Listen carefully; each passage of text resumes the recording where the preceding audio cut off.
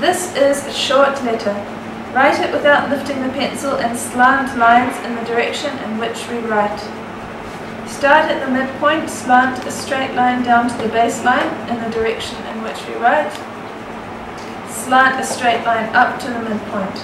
Now did you notice the tendency would be to lift the pencil at the baseline and then pull another line this way. But this is economy. Actually, it's economy of stroke because you go down and up, right? You don't lift the pencil, take the time and make another stroke. So it's economical in that regard. You go down, up, okay?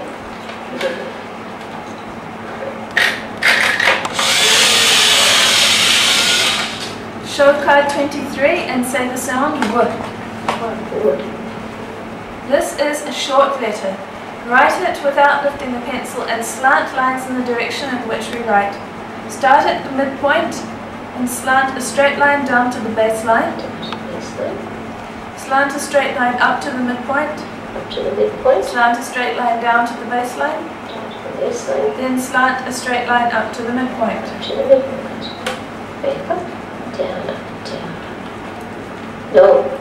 No unnecessary motion. Takes a little more skill, but can be done. Okay. All right. Show card 24 and say the sound X. The fast one. The fast one. Right. Because you can see, if you don't say that, there could be some confusion. It says kasa, right? The letter C. No, X. The fast one. Letter X. Okay. This is a short letter. Slant the first line in the direction in which we write. Start at the midpoint and slant a straight line down to the baseline. Lift the pencil and starting at the midpoint, slant a straight crossbar through the middle of the letter down to the baseline. Alright? It's like two little triangles meeting at a point. Okay? Just 2 strokes now. Lifting the pencil in this case. Anything that requires a cross piece, you have to lift the pencil for this. Also for the k, you have to lift the pencil to make it. Show card 25 and say the 3 sounds. Yep. Yep. Yeah. It, I. Yeah. It, First sound is the consonant. The last 2 are the vowel, like the vowel I. It says it, I. So this sometimes has the function of the vowel it, I. So we say it, it has 2 jobs, this particular monogram, okay? This is a short letter that goes below the baseline. Form it without lifting the pencil. Start at the midpoint with a short down line to 8. 8 o'clock. Round from 8 to 4, touching the baseline. Back up. And continue up to the midpoint. Pull a straight line down the same distance below the baseline. Round from 4 to 8. 4 to 8. I don't think I did that so well. Let me try that one again. The line wavered a bit.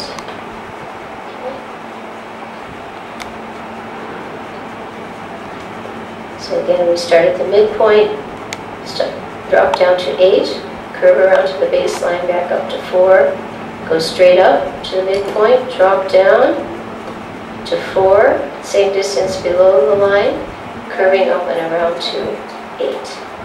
Okay, so we have our positions here, 8, 4, 8. Okay?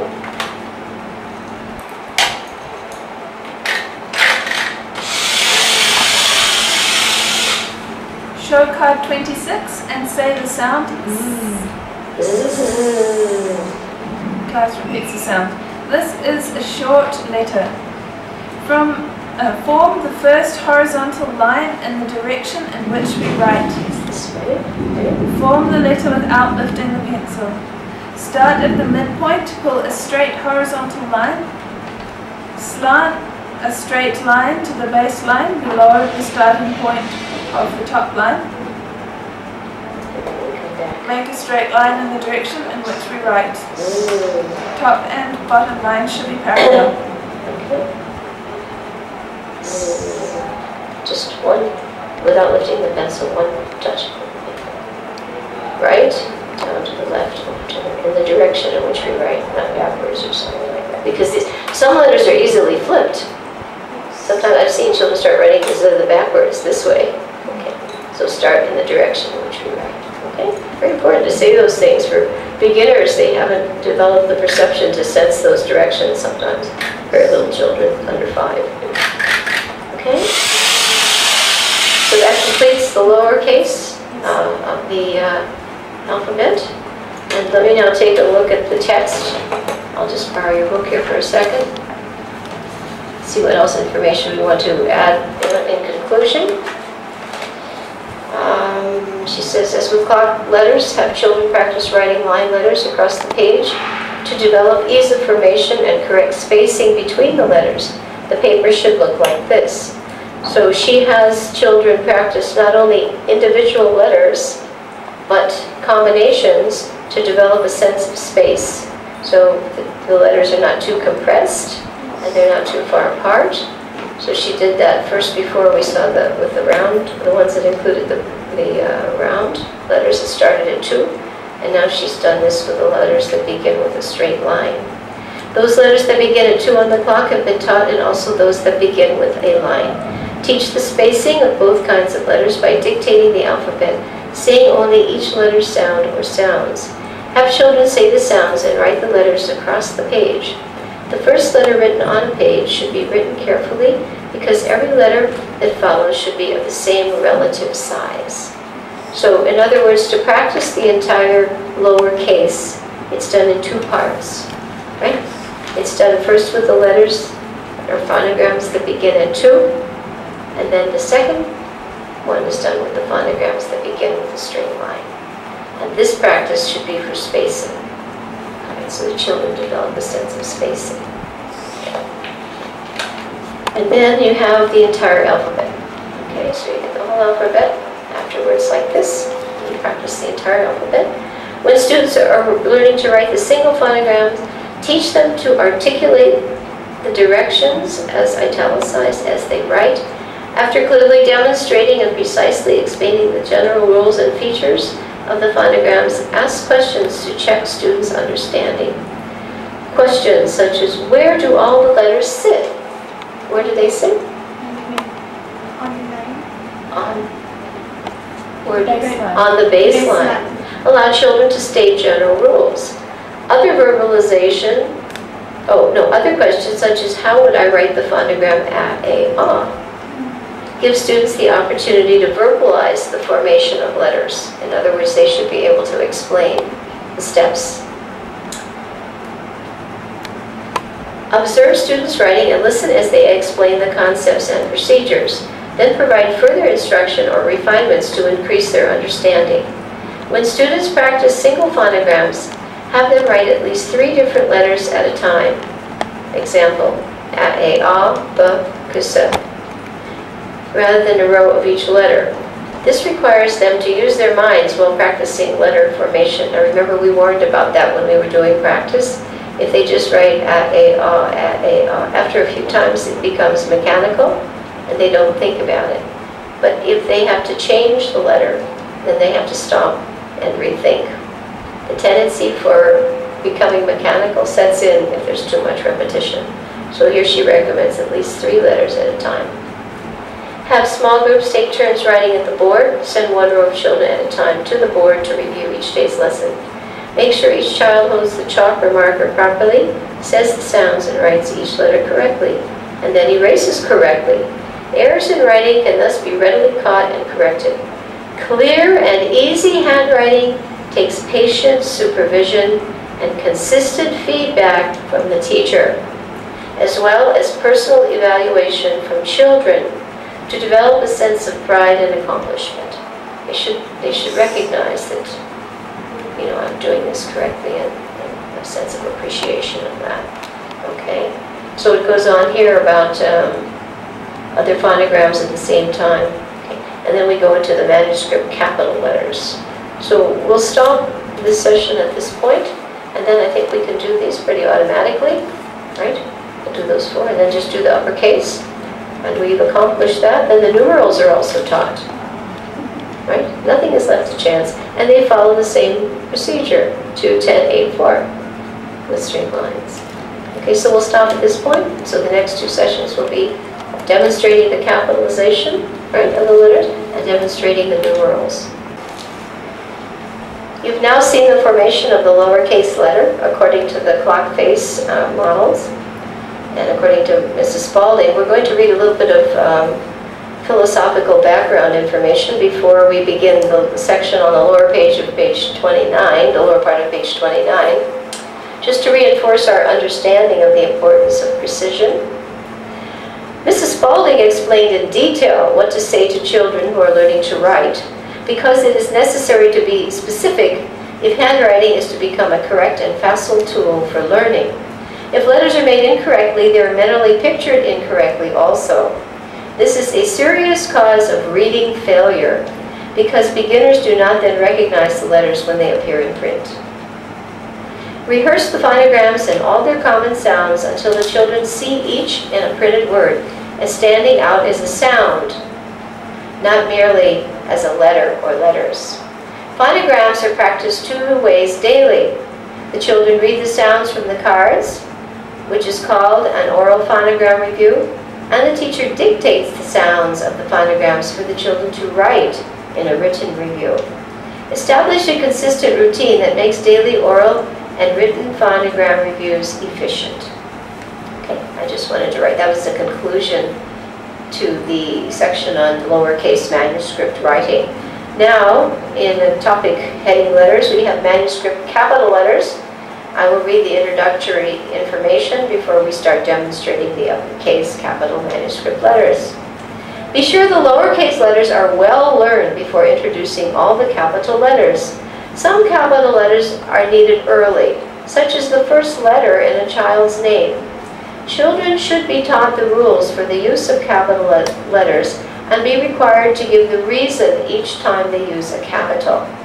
When children learn that a capital is used only where the rules of English require it, they will not insert capitals indiscriminately. All capital letters are tall. They are twice as high as short letters. They almost fill the space between the baseline and the line above. The rules for round lowercase letters also apply to the following capital letters. They each start at 2 on the clock and go up. Since these are tall letters, the round parts are somewhat elongated vertically. Give the sound or sounds of each capital letter before showing how to write it, and have children repeat the sound or sounds before they write each letter. The crossbar on the cue starts at the top and slants in the direction in which we write, ending just below the base line. Okay? Now from this point on, I will demonstrate, and I think we'll just have you call out the, let's see, what do they have us do next here? We have the ones there with the begin at 2, and then you see the entire alphabet. Okay, right. Okay, so you just call out the phonograms starting on the other page, the ones that begin at 2, and that way we will model the capitals, just so there's no doubt for children or parents. And again, reference could be made to the book, but as you know, watching a demonstration does help clarify the understanding. Okay, so you want to tell me the first phonogram, capital what? It's letter C, kus. Okay, capital kus. All right, so we start at 2 o'clock. And remember, these are more elongated now. We're not going to follow a complete circle, otherwise too much space is ugly. They're slightly elongated, so we're not going to have such a big space and width taken up in the line. So we start at 2 o'clock, and remember, we don't go quite up to the top of the line. 2 o'clock, we start at 2, curve up and over to and around to 10, dropping down to 8. We'll begin to curve back down to baseline and return to position 4. So we have 2, 10, 8, and 4. All right, capital K. All right, our next phonogram? Good. Good. Sure. All right. So again, we'll draw our upper line, and then we'll draw our baseline. And I believe in this one we have a horizontal at 3, right? Okay. So this requires a new reference point, a little additional reference point. Remember in the phonogram at E, lowercase letter, we had 2 additional reference points. So here we have an additional reference point. We're going to write the capital G, just like Kasa. We start at 2, curving up, almost touching the upper line, curving around to 10, curving back down to position 8, where we start curving into the baseline, and then we curve up again to not just to 4, we continue to the midpoint at 3, and then we come in with the horizontal to the left. Good job. So our reference points here are 2 and 10 and 8, and here's 4 and here's 3. Okay, good job. Okay, the next phonogram. Ooh.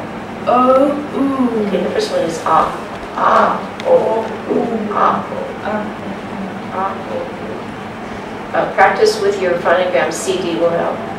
That's why we made it, just because the person that you learned it from isn't around, and at least you can listen to the CD and try to approximate the sound. If you start approximating a different sound with the children, then they will learn what you say.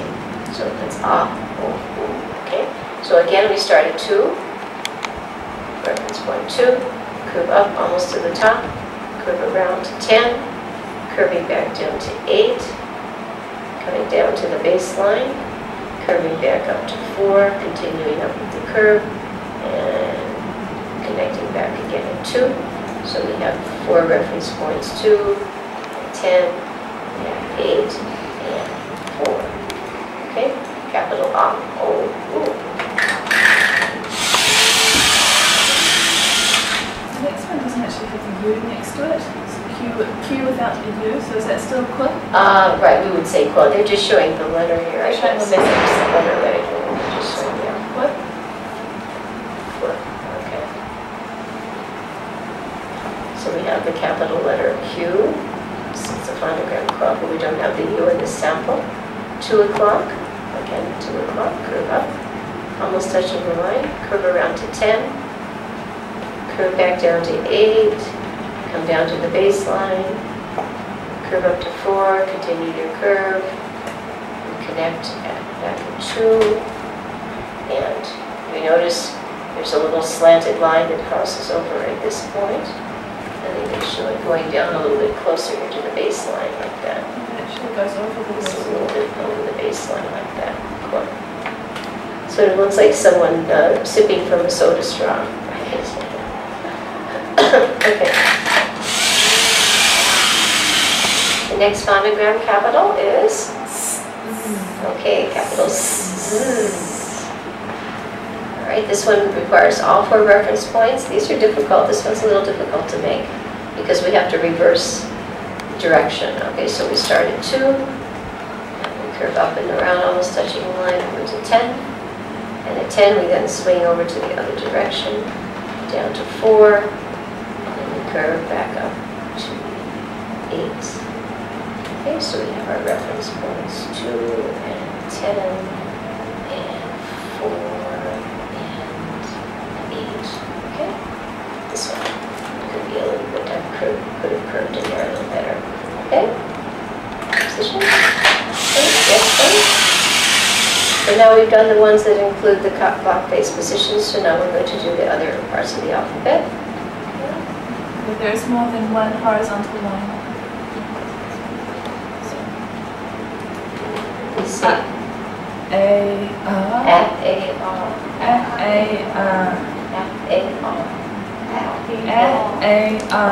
Okay, so we have the capital letter, F-A-R.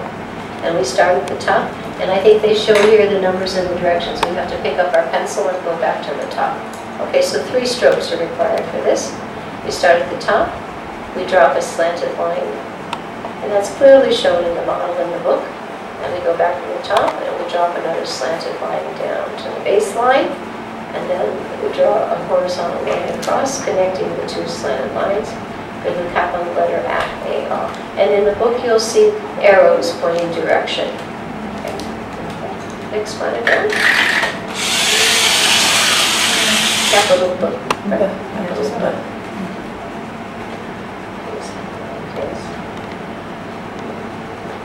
Okay, so again we have, this is all your capitals are tall letters, right? None of them are less than that. So we drop this in and run back here. And from my understanding, I suppose we're allowed to lift the pencil on this one. She's never said whether you cannot. Did she say in that? I don't believe I'm lifting it up here. You come across. The pencil is lifted before making the second lines of A, B, D, E, F, H, I, K, M, N, B, R, and T. Okay, so you are allowed to lift the pencil. They also begin at the top. Okay, so we curve around again at 2, and you curve in again at 4, and you come back in against the base, against the vertical line, and you come back out again and start curving over at 2, and curving around to 4, and you touch the baseline, and then you come straight in. Okay, capital book. Next one is capital. Capital book.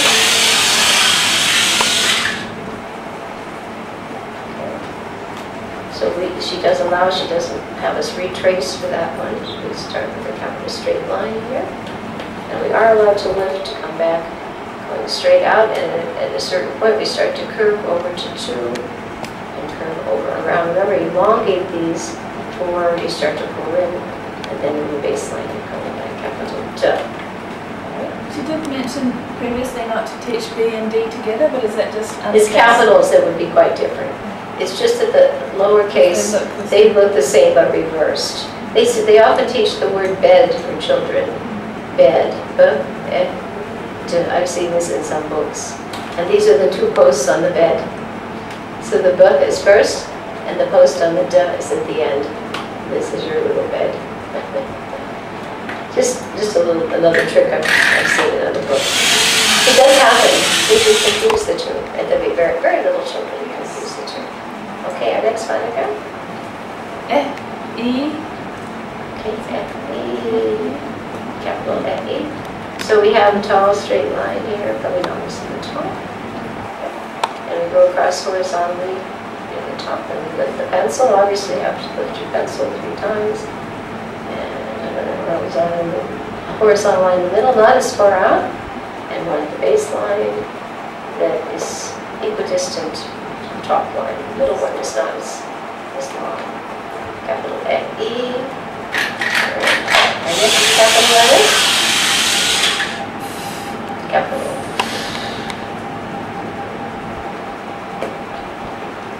And a tall straight line, beginning almost at the top of the upper space, dropping it down to the baseline. Draw a horizontal in the direction in which we write. And then the middle one again, not quite as long.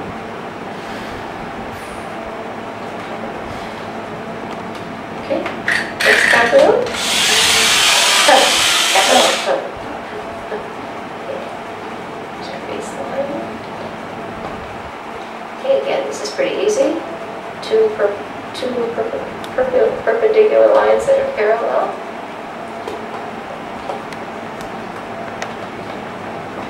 And a horizontal cross piece. Going in the direction in which we write. Capital. Okay.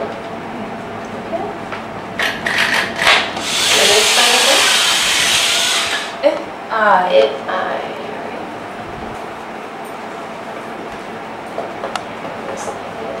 And I believe she shows tiny little pieces across the top. She shows tiny little strokes across the top. So we have a tall perpendicular line, very small little cross pieces at the top and the bottom.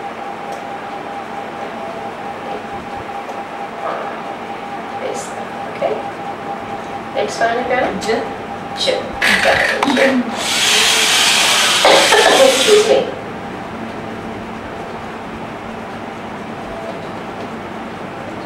Again, we start on the right side this time, dropping a perpendicular line down to the position of 4, and it curves around, touches the baseline, and it curves out to the position of 8, and we put a small little horizontal line at the top, little capital J. Okay.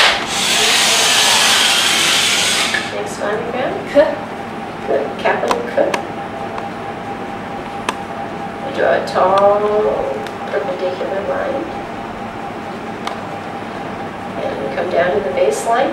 And then we have, again, just lifting the pencil. You have to lift the pencil. We come all the way to the right and draw a slanted line down to the midpoint of the vertical. And at this point, we pull out and go the opposite direction down to the baseline. Just come right out of there. Capital K. All right.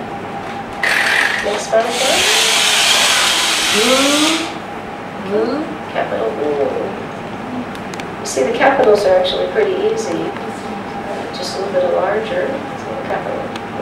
Tall straight line. Track it down to the baseline and then go to the right in the direction in which we write. It's the capital O. Right.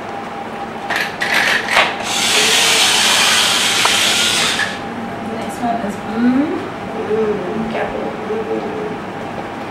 Actually, I should make that one a little bit shorter so we can kind of get it all in. We'll do it here so you can see. This one does not, the center portion does not drop down to the baseline. It goes midway. And I think this is all done with one, nose down, and then up from down. Okay, right. Two Right, 2 lines. Okay, we drop it down once, then we pick it up, and we go down midpoint, then up, and then we drop the second one down. Okay? Okay, capital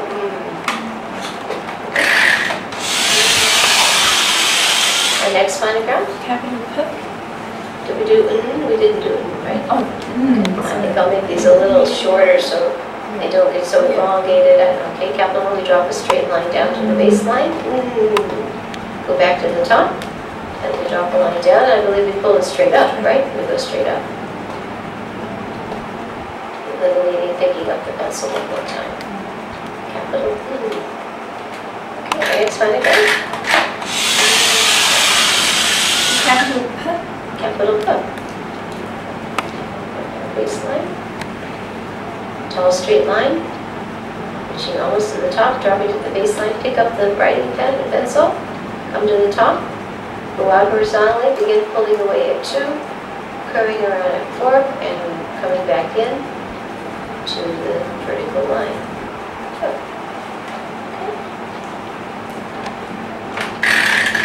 Capital P. Capital Okay, capital. Okay. Have a tall straight line almost to the top. Drop down to the baseline, lift the pencil, come out horizontally, parallel with the upper line, start curving around to 2, then curve around to 4, then pull in back to the vertical line, and then we come out a little distance, almost again to the position of 2, and we curve, and it goes down. Okay. Next diagram. Capital T. Capital T.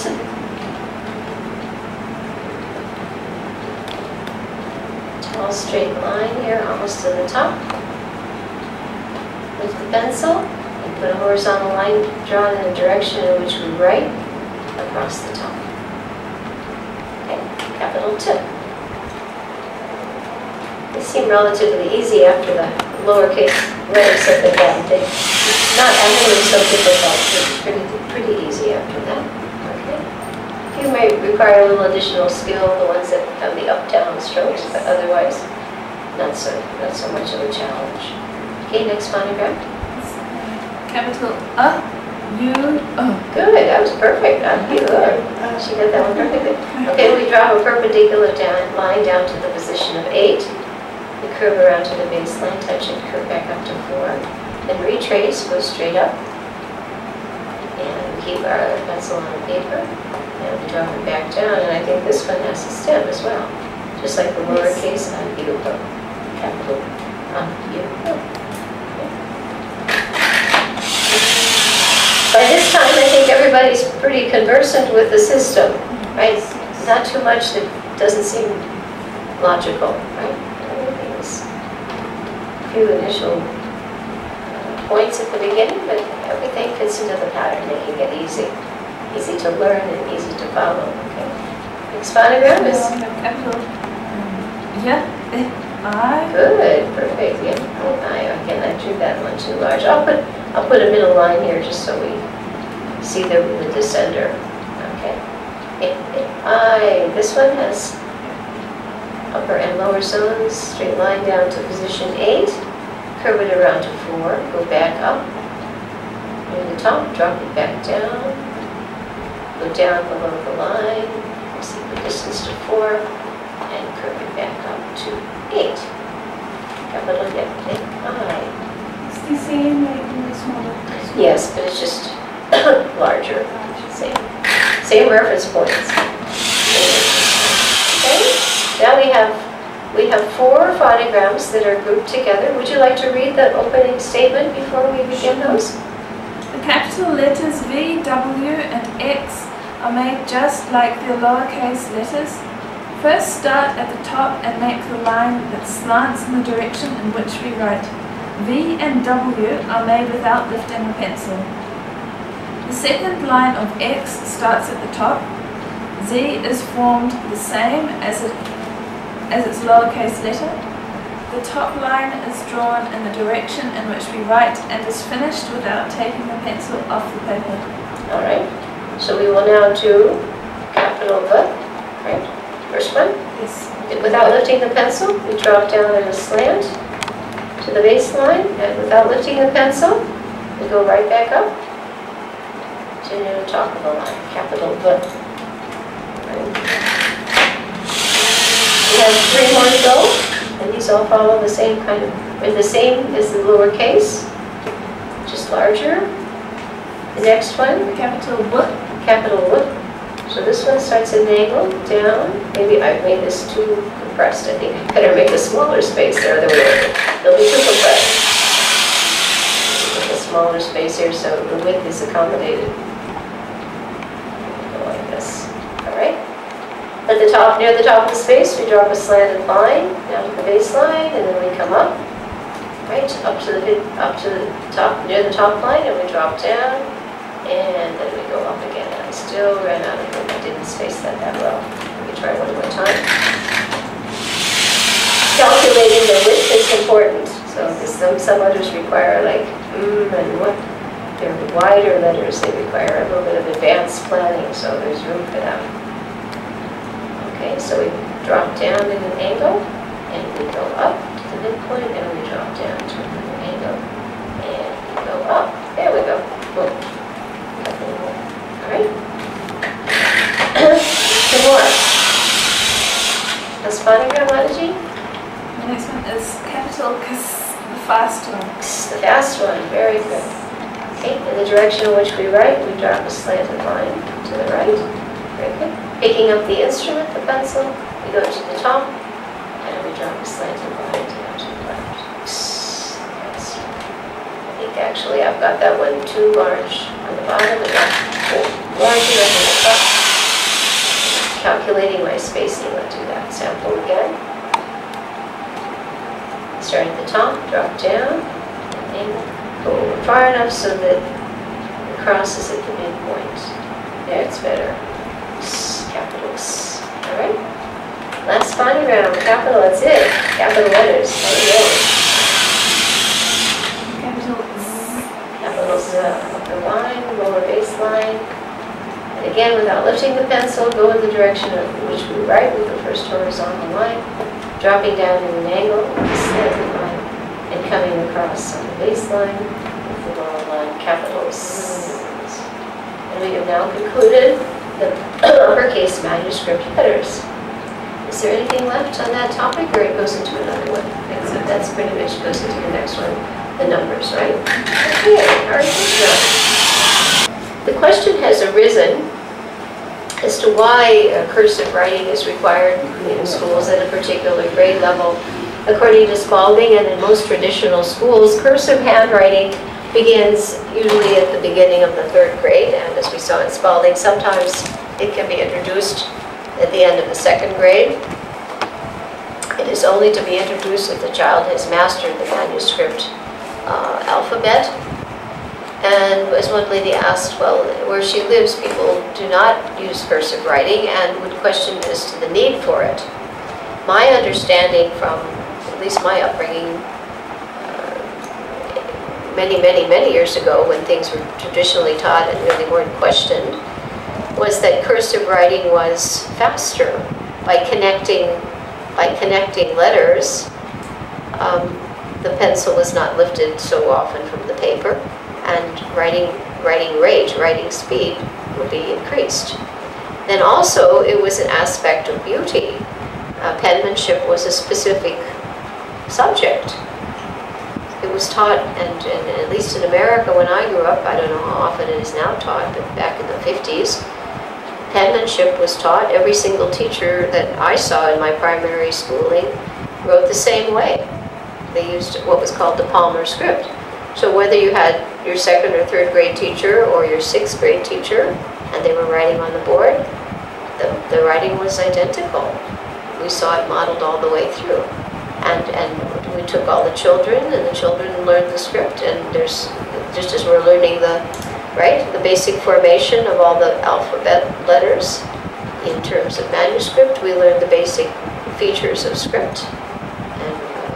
Followed it, and all the children, certainly by the end of sixth grade, were writing exactly the same. And I see now, even in India, I see the handwriting of certain Madhajis who are from my, background of the same age, and if they're writing something, the writing is all identical. And it was taught the same thing, right? And there was a breakdown in that kind of instruction. I know even in America in the 70s, progressive methods, and many traditional subjects were dropped, such as handwriting, grammar, diagramming, many things that have had to be revived, because after a point, people realized, well, somehow or other, things deteriorated without this kind of instruction. But essentially, my understanding is that cursive writing, is beautiful. It can be beautiful. And also, it's practical because there's more efficiency. Pencil is not lifted so often.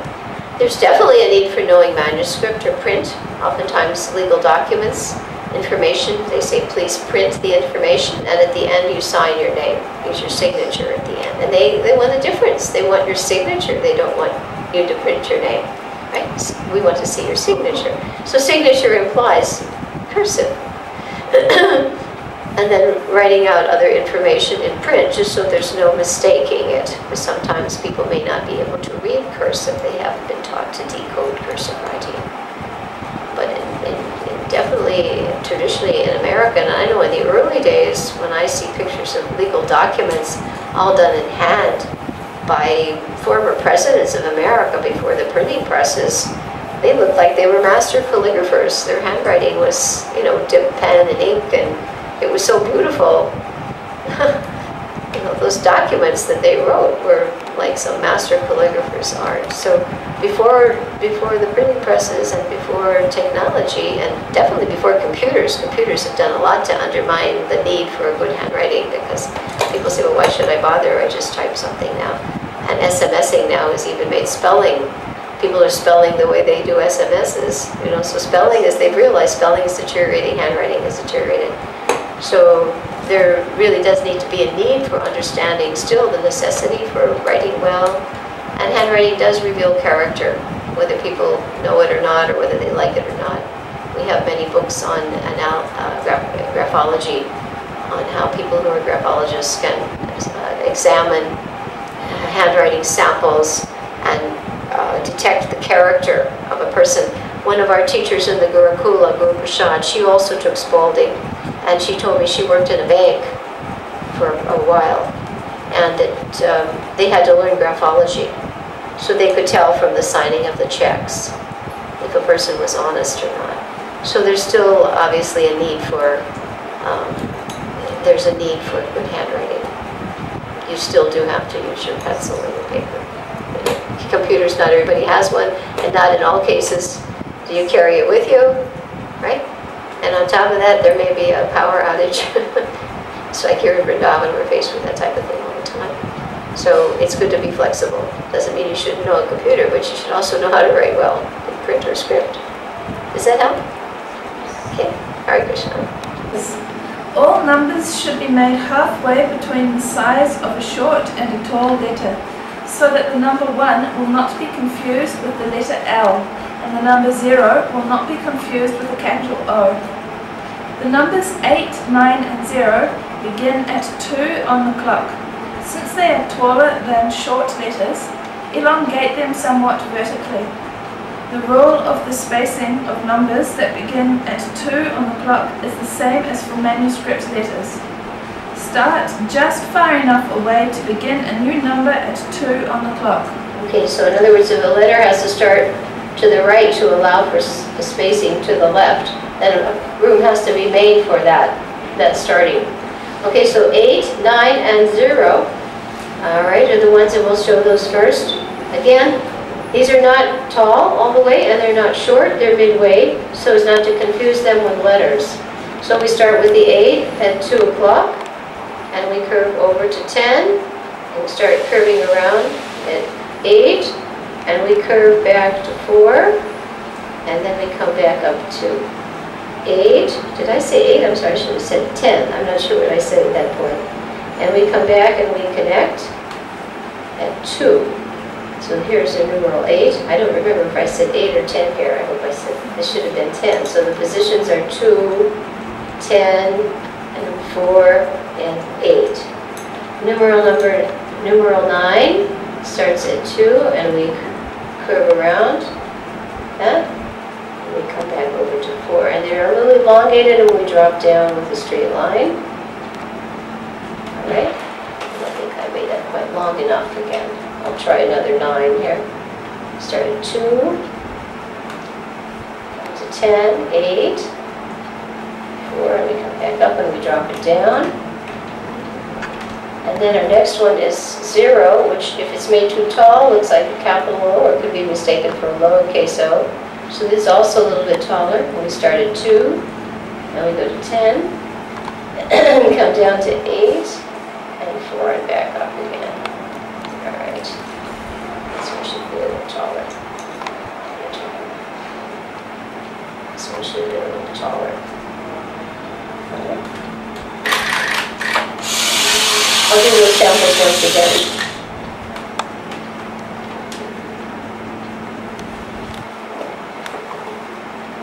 All right, again, this would be our midpoint. So these are halfway between the tall letters and the short letters. Starting at 2 for 8, 10, curving around to 4, coming back up to 8, and then coming back up to 2. So we have our positions 2, 10, 8, and 4. And then the numeral 9 starts at 2 and curves up. So it's a 10, 8, 4, and comes up here, and it drops down to the 9. And the numeral that starts to show the position 2, and then the 0, the digit 0, starts at 2, elongate a little bit, 10, 8, baseline, 4, and back to 2. And the reference point here is 2. Okay, so you see they're a little bit above what would be midpoint. Just so they're not confused with either lowercase or capital letters. Okay. All right, so you want to read the text for the next 5 numerals? The numbers 1, 4, 5, 6, and 7 begin with a line, and all lines start at the top. The left-hand vertical line of 4 is written first. The horizontal line of 5 is short and is drawn last in the direction in which we write. The bottom of 6 ends on the base line, so it never looks like 0.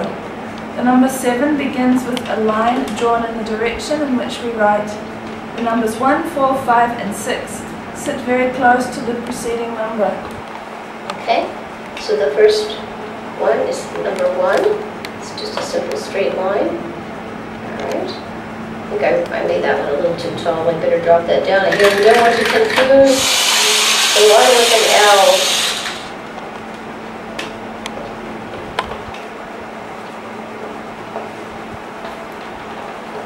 So this would be our midpoint. We want to be halfway above midpoint for the starting point.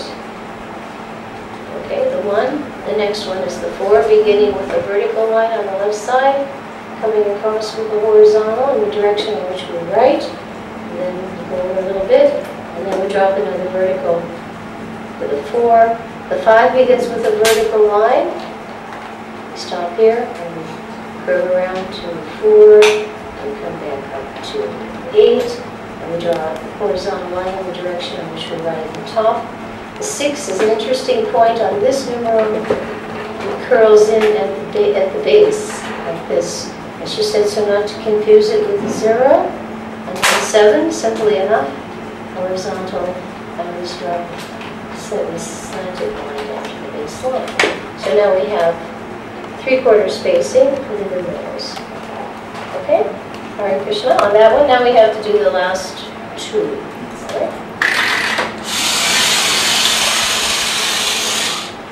Numbers 2 and 3 begin at 10 on the clock and sit very close to the preceding number. Note that no lowercase letter starts at 10, so these two numbers should be thoroughly understood by children who show confusion about direction. Before the children write 2 and 3, ask where these two numbers start until every child knows they begin at 10 on the clock. This is very important to prevent reversing. Okay, so number 2 starting at 10, that's the important instructional feature. Here's your midpoint in this space. So we begin at 10 o'clock, and 2, and we curve around. We come down to the baseline and she puts a little curl on the 2, and the 3 also starting at 10. Curves over to 2, and it comes in, and then it curves around to 4, touches the baseline, and concludes at 8, and she shows the numerals 10 on both of these, on the left for the starting point, and she shows 8 for the finishing point for the numeral 3, 2 and 3. Right? And the last exercise in the book, now have the children write all the letters in the line showing the proper spacing. So that's important too, not just the individual letter, but its relationship and position to preceding and subsequent letter. Hare Krishna. Present the last section in handwriting, in printing handwriting in the Spalding book. And this one gives us the proper formation for punctuation marks. Punctuation marks are a very critical feature in writing. So this is a very short little section, but again, it's very specifically described. So Mataji will be reading the punctuation mark guidelines, and I will just show them. This is very short. I will just show them on the board. Right, so she will begin. Punctuation marks. When introducing a period, a full stop, say a period, or full stop, is made by pressing the pencil on the line close to the letter it follows and lifting the pencil. Okay, simple enough. Full stop or period. Okay. A comma is a tiny half clock. It starts on the base line close to the letter it follows and goes below the line, rounding from 12 to 6 on the clock. This explicit teaching keeps children from setting periods, full stops, and commas just any place, and also provides a precise kinesthetic feel. It also helps them to notice commas and periods on the printed page.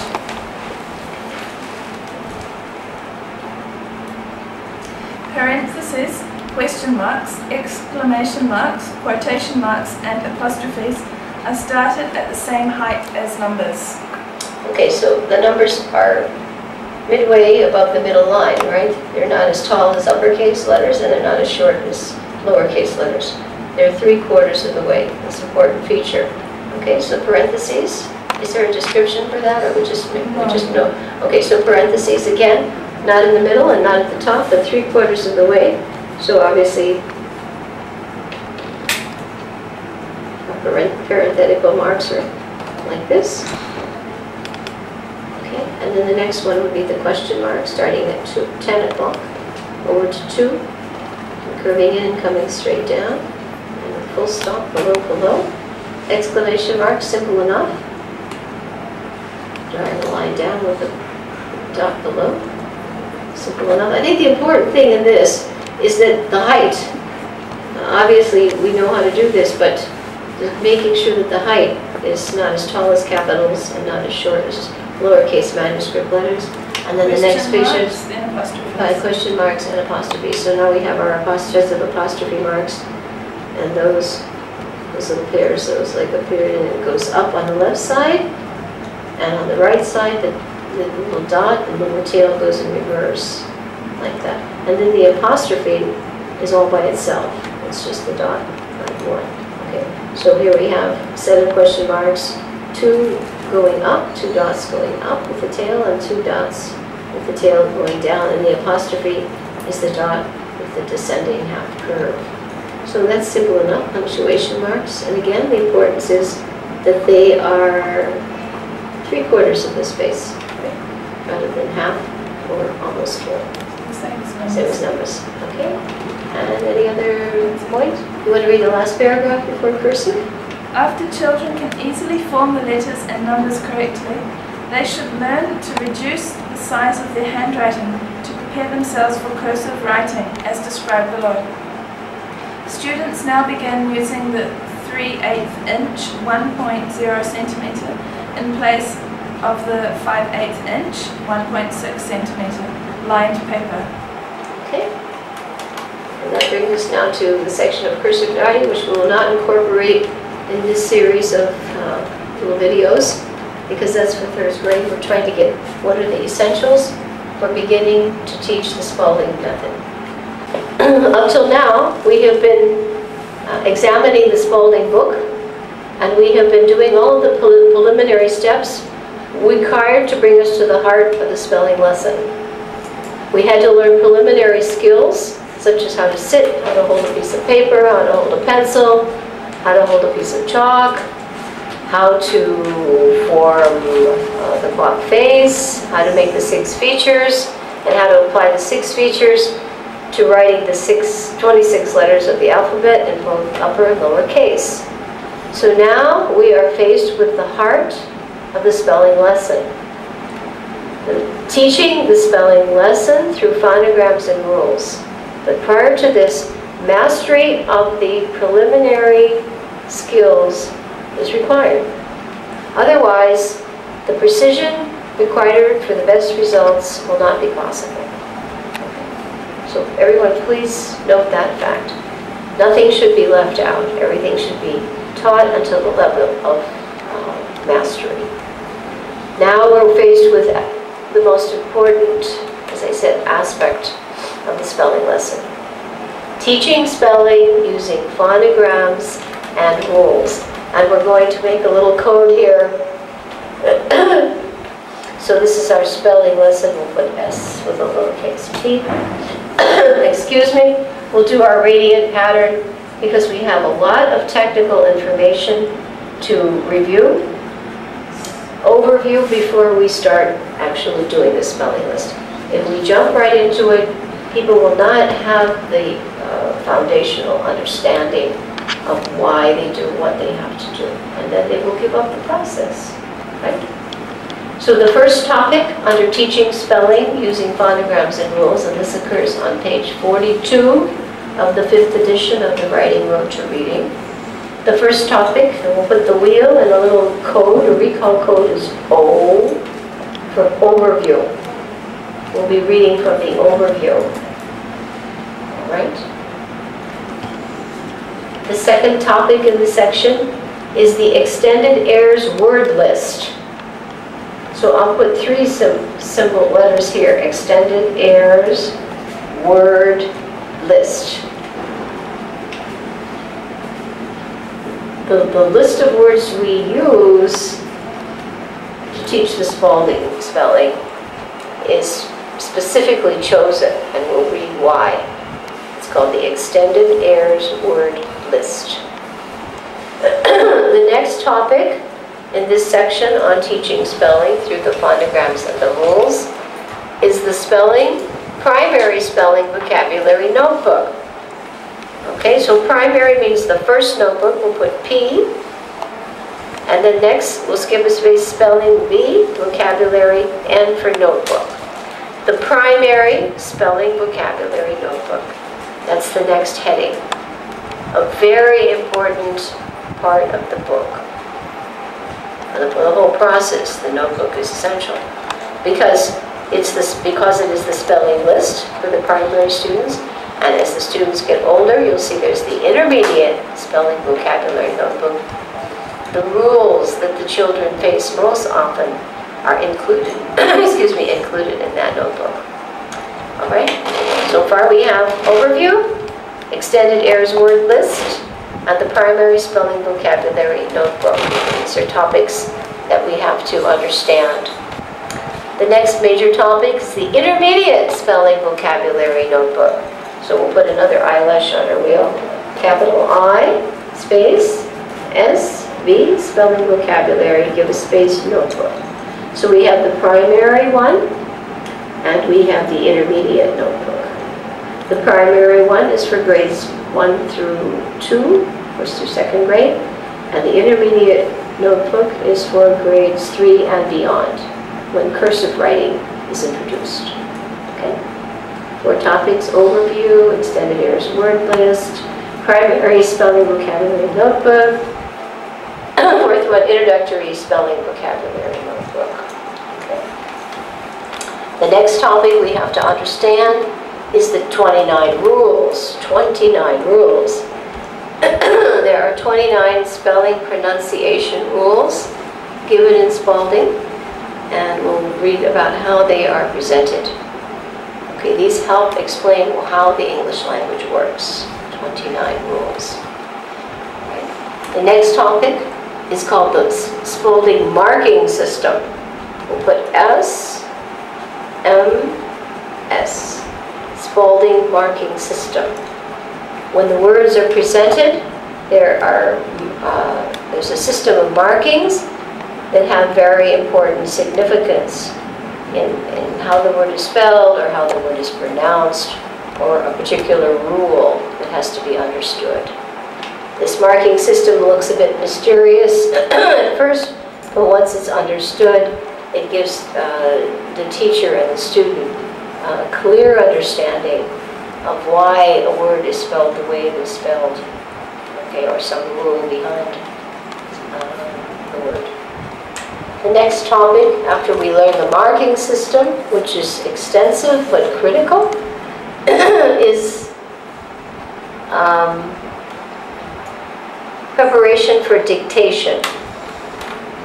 Once we have, how many points on this one? 1, 2, 3, 4, 5, 6. I think we can't put too many points on a mind map. Anyway, we'll put one more. So we'll put P here. PR, preparation for dictation.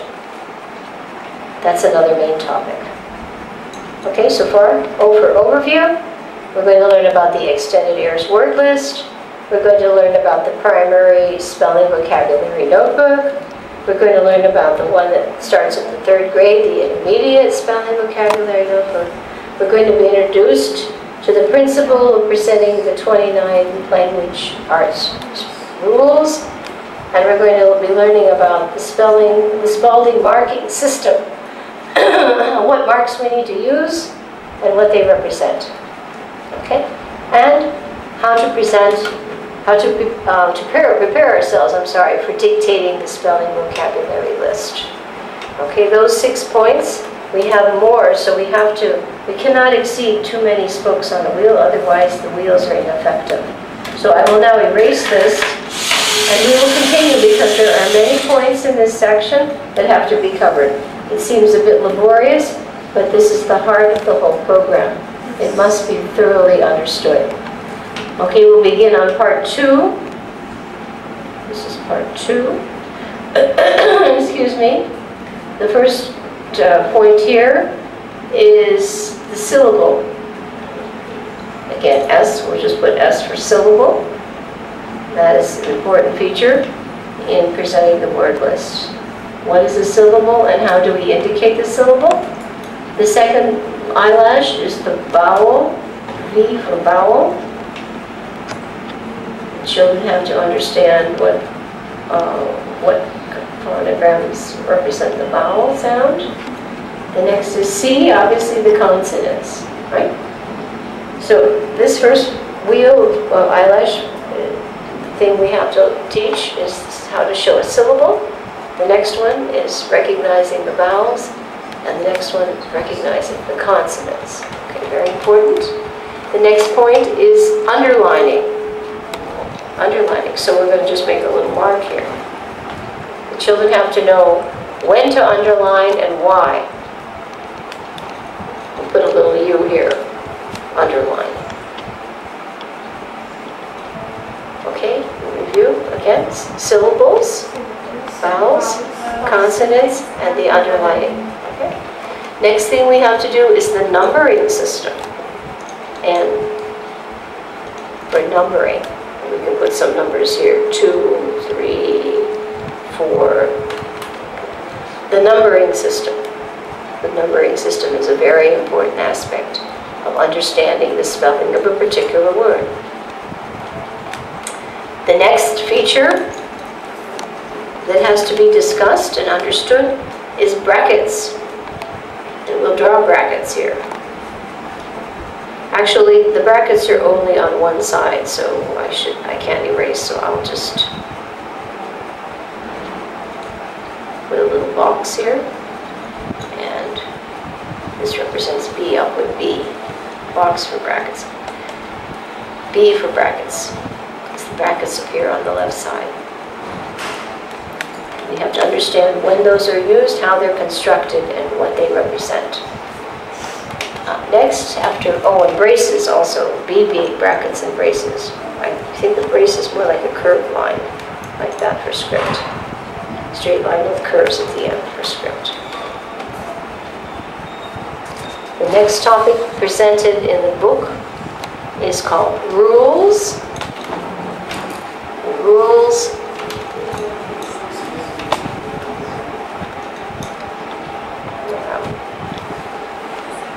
You okay? It's hot, I know, you're probably tired. Okay. You all right now? All right. And the last one is called spacing. Spacing. So we have here 1, 2, 3, 4, 5, 6, 7. We're going over that one. Spacing between syllables and then dictation. So we have quite a few more, but we'll have to put another part in the wheel, so we put SP for spacing. All right. So S for syllables, V for vowels, C for consonants. We have to know how to insist upon all this in our writing. Underlining, the numbering system, bracketing, rules, and spacing. All right, then after that, we're ready to dictate. So this is all preparation, quite a bit. A lot of information to cover. This is going to probably take a great deal of time to record, but without it, you're not prepared for what you have to do. This will be the most technical and probably most detailed section we faced, besides drilling the other day on the phonograms. But now you know your phonograms. Did you find you know your phonogram? Yeah. You know your phonograms. Practice a little bit, but Right. yeah. Right, you practice, and then you play the CD also, right, because that will help you with the sounds. Yeah. Did you have a chance to try that yet? Yeah. I had it play. Does it help? Yeah, you can just let it play while you're doing something else. Right, and now you recognize them. Yeah, exactly. You don't have to sit and watch it. I didn't know what I was really learning, but I knew that it would be required. Right. No, it does help. Now that you know it, you've been introduced to them, you'll hear them, and they will make sense. But the important thing now is to approximate the sound, especially on vowels. If your sounds are correct or not, listen very carefully. So you're teaching the correct sounds when you're presenting the word to child. Otherwise, he'll learn the wrong sound, and then spelling will suffer, pronunciation will suffer. Okay, so we've done our overview. We'll take a little break now, end of this session. Hare Krishna. We've now given you a topic overview of the heart of this Spalding program, which begins on page 42 of the 5th edition, and we talked about the subtopics. The overview, the extended errors word list, the primary spelling vocabulary notebook, the intermediate spelling vocabulary notebook, the 29 rules, the Spalding marking system, the other topics that we covered just by topic, the title, the syllables, the vowels, the consonants, the underlining, the numbering, brackets and braces, the rules and spacing between syllables, and the dictation of the notebook. All right? So a little companion guidebook has been created. This was created for one of the seminars that I had to do at Pathway School in Gurgaon. So on page 11 in this little pink guidebook, I have here teaching spelling using phonograms and rules.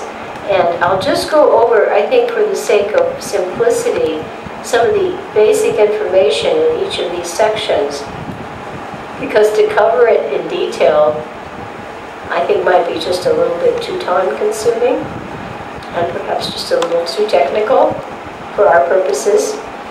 The book serves as an excellent reference for further detailed study. So now we know what the topics are, and now I'll just read a little bit more information about each of them. And I think that should give us a sufficient understanding of what we have to do. So the first was the overview, and I'll read what we have here, a summary of the overview given in the book. The spelling of English words is the major obstacle to easy writing and accurate reading. Learning to spell words by applying phonograms and rules unites the spoken sounds of English words with their written forms. So this statement is the summary statement for that section of the overview. In other words, the importance of applying phonograms and the rules helps us unite the sound with the written form. Okay? That's the potency of this phonogram. The sound and the written form are united, because with the conventional spelling method, that's often not the case. Okay? The second topic is materials, that's given here. So from kindergarten through grade 2, she's very specific. You'll need a one 6-sided number 2 pencil. You'll need a 5/8" lined paper notebook and a 4-inch ruler. Okay? And for grades 3 through 8, you'll need a one 6-sided number 2 pencil, then one red pencil, and one 4-inch ruler, so a small ruler. We'll be showing you later in a video clip the materials that are essential. We'll be putting those out so you can see them at a glance. The next topic was the extended Ayres word list, and in this little book, the 2,300 spelling words used in this edition include the most frequently used words in the English language. So these are called high-frequency words. And when the words we're learning are actually used very often, so that the child already knows not only how to read them well, but use them in his own writing. That was the third topic. The fourth one is the primary spelling vocabulary notebook. This is for grades K through 2, and it is one primary notebook, 5/8" lines, at least 34 pages, 34 leaves, sheets. Okay, so it's sufficiently long for what's required. And you'll see a sample of that here in this little book, a sample of that, a sample page from the primary spelling vocabulary notebook. Actually, this little book has taken the essence from the Spalding book, just so at a glance a teacher or an interested parent can get an idea of what's required and what can be done. The next topic is the intermediate spelling vocabulary notebook. This is for grades 3 through 8, and one intermediate notebook, 3/8" spaces with at least 50 leaves. That means 50 sheets. And you'll see here on the next page a sample page. At this point from the 3rd grade script is introduced, so you'll see the sample page of the intermediate spelling vocabulary notebook. in this little book. The complete notebook is included in the instructional materials section of the Spalding book. The next section is the 29 rules. Rules that directly govern spelling, capitalization, pronunciation, and grammar are directly taught. Each rule is taught prior to the dictation of the word to which it applies.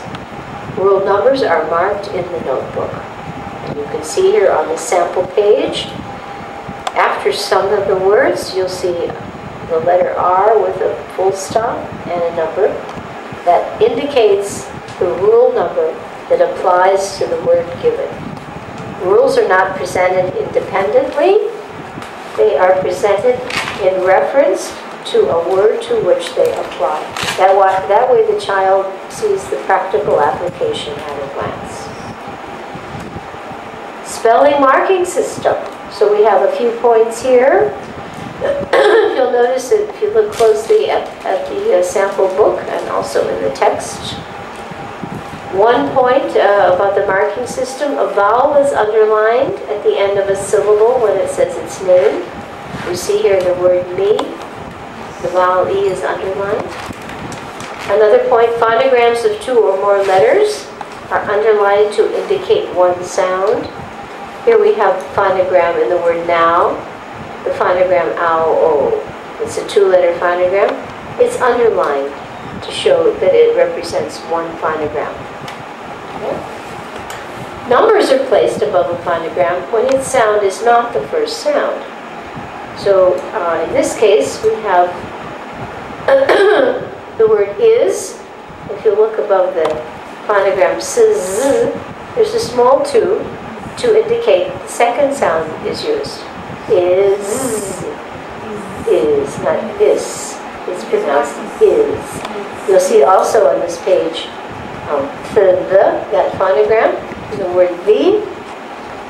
In the second column, there's a little 2 placed between the letter T and the letter H. And there's also a number above the word, the A-O-U in the word to. Okay. Indicating the third sound for the phonogram A-O-U. What did you guys two placed after? A through G, this is on page 12 of the little pink book. Yes. You see the words me, do, and what was the question again?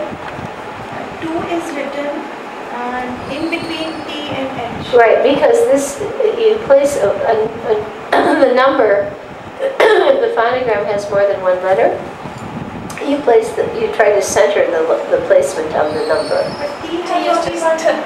No, this is the phonogram for the. You see what's underlined? The. What is under T? The TH? H is also underlined. Yes. It should be written after H. No. It's between it. In between. Well, in this case, it's in between because these are tall letters. But the 2 is for the second sound. The. So why not after H? The rule is to put it to center the numeral. Center of the. Center of the phonogram. Like in do. Oh, in between the 2. So Right. it was like they would put it in between. Right, W and between, H, yeah, you but- center it, right. Like in do, 3 is written just above. Above, because it's only one phonogram. Ah-o-u. If you look at E, the word she at the bottom, Yes. right? You see, it's a 2-letter phonogram. So that's underlined. Both letters are So underlined. this must be underlined. So that specifically was mentioned when we were reading earlier. So the numeral is placed in the, position it. She said position it in the middle. In the middle. Right. This happens to be 2 tall letters, so it's tucked in. What happens when sometimes lots of times we just say the instead of Right, no, that's what she calls a schwa. Schwa, I think, is the sound and it's used as a substitute for the proper sound. But if you follow rule 4, it's pronounced E, V, properly, V. The English is like everything, it starts to get relaxed. So all the vowels start sounding like and that means the diction is poor. So clear pronunciation will obviously help the correct spelling. The, e. That's why the spelling system helps the pronunciation. The. Any other questions? Is that clear now? Let's just say you have a 4-letter phonogram, right? Like A, the 4-letter A. And the phonogram would be positioned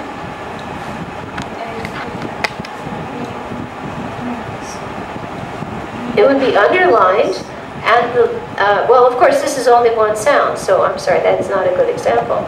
A good example would be if you have more than one sound. Right, or UGH.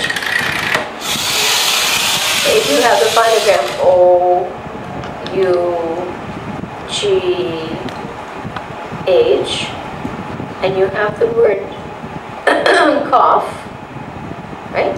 K, off, O, U, off.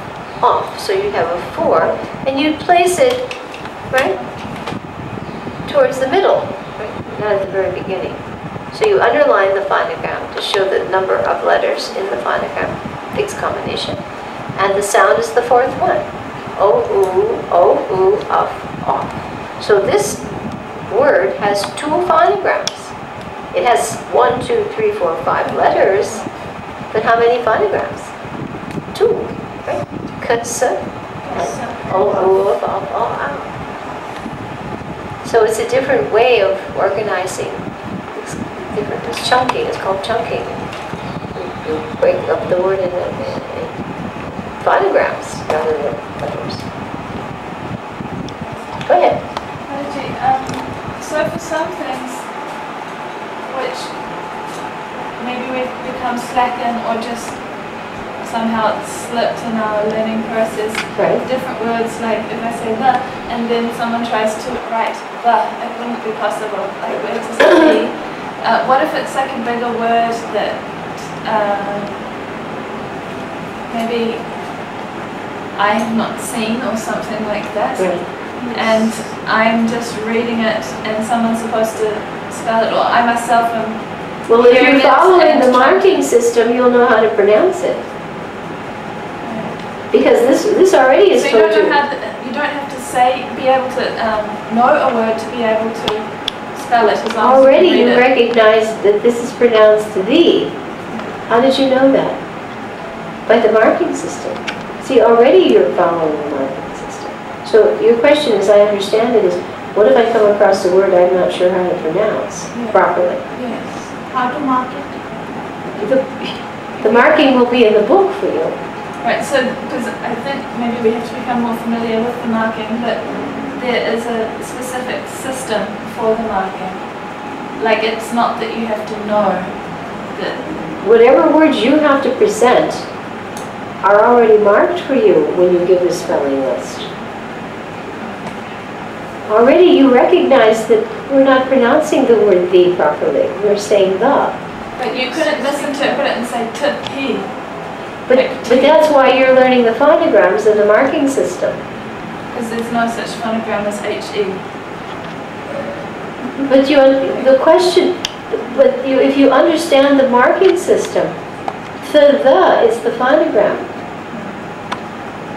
not TH. Right, yes, because E has to be. So if you look at the word, Right. E, it's the phonogram the, and the vowel E. And it has to be E because it's at the end. Yes, it's underlined So those and types we of put rules full will just force you to be able to pronounce something properly. Right. Okay. In other words, it's like if someone who knows how to read music, Yes.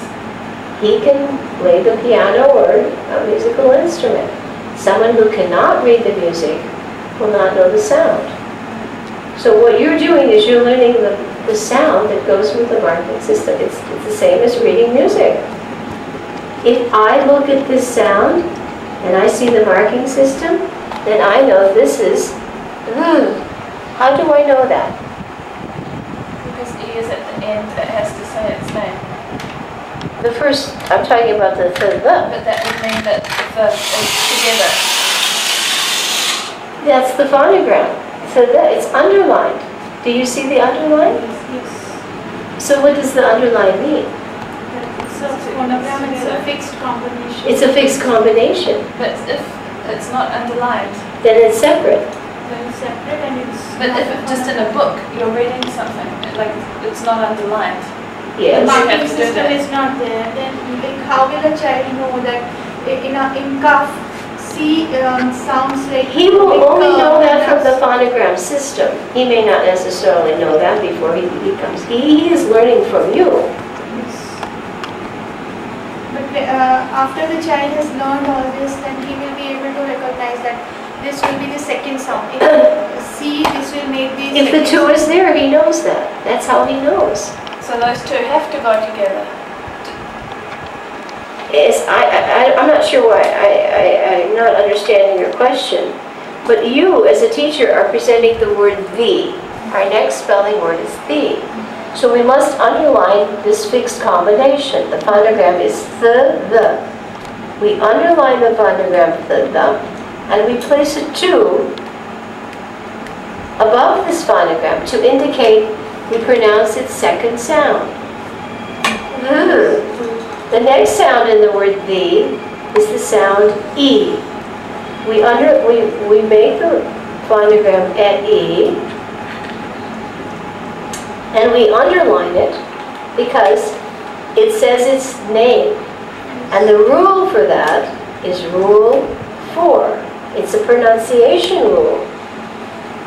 A vowel at the end of the syllable or a short word usually says its name. Rule 4. Wait, Manaji, so what I mean is that I know that this word says the. All right. So I know that it will be the and e. Right. Because I know that word. Right. Oh, but you're asking if a child sees text. Yes, and they don't know that this is the or TH. or something. Right. Then is there still like a scientific system that phonogram must actually sound like this because these two or 3 letters are together in this sequence? Beyond just exposure at a certain point, no. Right. He's having to learn the combinations from you at the beginning. So as he comes across a book, perhaps there would be some question. But basically, any of us have to hear a word to know how it's pronounced. And if we don't, we have to check the dictionary and understand the phonetic system. Did we not learn by sound? That's how. These are merely a representation of a sound that was already there. The written word is nothing more than the written symbol for a sound. Any language. The sounds came first. The written came next. This is a code. That's what a phonogram is. A phonogram is the written symbol for the sound. And here you have 2 sounds. So you're asking if a child sees a word like theology. He's not going to know if it's but that's very hard to say. So usually if he knows the phonograms, he'll see TH is probably the. Now he may not know if it's theology or theology. But then if he asks, well, why does it have to be to the instead of the or something else? Well, then that's you just what say, comes well, from that's just the way it is. In this case, I don't have an explanation beyond that. Some explanations are there with some of your instructional tips. But at least he's already using the word the all the time. Yeah. So he has to understand this is the second sound, there's another sound. In this case, the is the sound. And that E follows.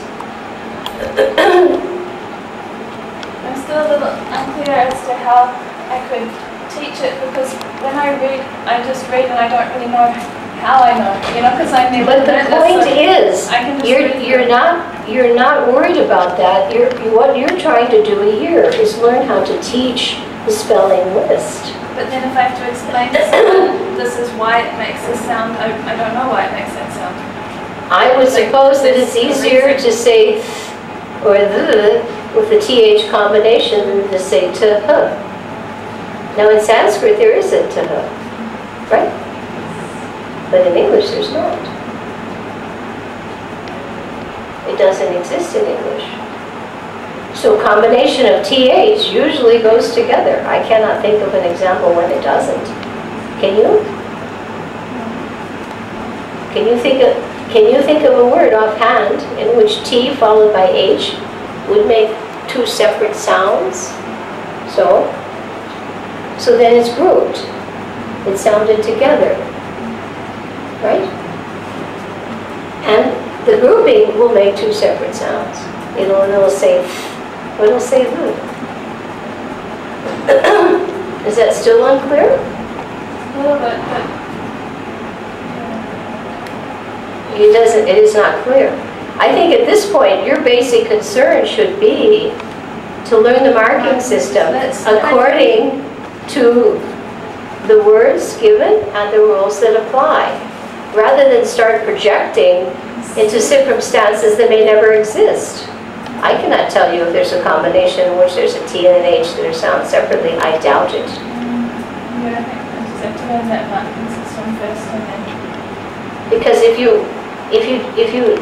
go through the spelling list and you learn the marking system, then this is the code for how the word is pronounced. And then that is what's taught to the child. The spelling marking system. A vowel is underlined at the end of a syllable. I think you understand that rule already, okay? The next rule, phonograms of two or more letters are underlined to indicate one sound. So there you have it, the, or the word she. The two letters, SH, you could ask the same question. Why are they sounded together? Probably easier to say. They blend. Would you not think that's logical? Why do we say learned and learned or stopped? After a P, it's hard to say something other than a T when you see D. The two letters together make that sound. Almost impossible to pronounce something else. Now, ow. We underline the phonogram ow, oh, it makes two sounds. But because we're pronouncing the first sound in now, we do not indicate a number. Second to the last word is ow. Is that clear? Okay. I think you're questioning if a child comes across a word in a book and he sees a TH, how would he know whether to pronounce that as a phonogram or as two separate letters? Of course in a book it's not marked. But if he's familiar with the phonograms and he knows the, he'll probably assume that it's the. He'll recognize it. You see in text, obviously nothing in this book is underlined. That child will be certainly better than the child who doesn't know phonograms. But the idea is for children to start to recognize phonograms in all cases. The child starts to see a word and he sees not the separate letters. He's beyond that. And even if he sees a separate letter, it may make three sounds or two. So he's thinking. And he will not know how it's pronounced unless he hears it. She says that. The child has to learn how the word is pronounced from the teacher. If somebody looks at a word in a book, I have words I come across like that in English that I've never seen before. And if I've never heard them pronounced, and they're of an unusual spelling, I'm not positive. And I'm maybe not able to understand the phonetic system in the dictionary. And unless I've heard it, how will I know? So the child has to hear the pronunciation from the teacher, enter it into the book, and mark it. And then he also can indicate the code. Just the way a musician. If you ask someone, please, a singer, please sound middle C. A singer will do it. Now, I can't just sound middle C. But a singer will do it, and he'll recognize it on the music line. A person who knows phonograms, he'll see a word, he'll recognize the sound or sounds, he'll be able to read the marking system, and in most cases he'll be able to apply a marking system even when it's not before him. He'll be able to take a word that does not have a marking, and he'll be able to mark it relatively accurately. Just from exposure and practice, just the way a musician, right? If he hears a sound, he could put it in a book. If he hears a sound, he says, oh, this is the sound, middle C. I'll put it here, I hear it. Someone who doesn't know music will not know the pitch for middle C, and he will not know its placement in the music staff. It's a matter of knowledge plus sensory recognition. So what you're acquiring now is the knowledge of the sound and how to indicate it on a written page. These phonograms and the markings indicate the connection between the written and the written word and the sound. That's why it's so critical. And already you're seeing, when you look at these words, g, oh, why isn't it ga? Or gu? Why isn't it?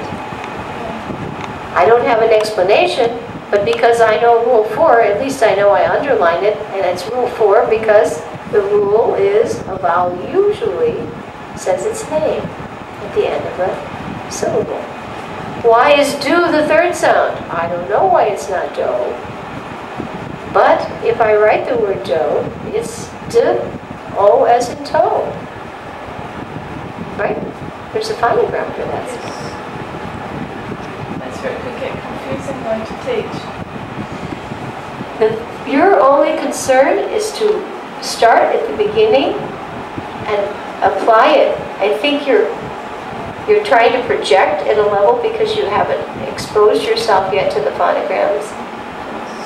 And as you systematically go through the words and the list, just from the practice, it'll make sense. But it's not difficult to teach. It's not difficult to teach if you follow, right? It's not difficult to teach, and it is learned. Was it difficult for you to understand the first word we taught, e? Was it difficult to understand d, u? Would that be difficult to teach? Was it difficult to understand a, d, and say no markings? You just do one at a time. I think you're trying to project into a field and assume that something's down the line that will become difficult. It's completely before you.